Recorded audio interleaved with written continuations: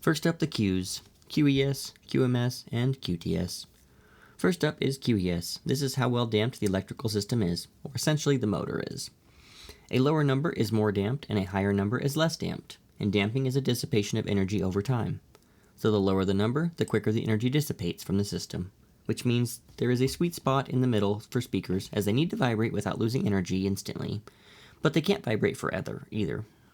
QMS is the same concept, only applied to the mechanical system, which consists of the surround, the spider, the cone, and the air that it sits in. Again, larger number being vibrates longer, so another way to visualize the Q and damping relationship is a speaker submerged in water would have a small QMS number, as the water is harder to move, therefore dissipates the energy quickly, while putting the speaker in a vacuum would raise the QMS, as there would be less friction restricting the movement of the suspension and cone. Lastly, QTS is the combination of QMS and QES into a single figure. Using this formula on screen, we end up with QTS. From here, we get an overview of how the speaker would perform without ever listening to it.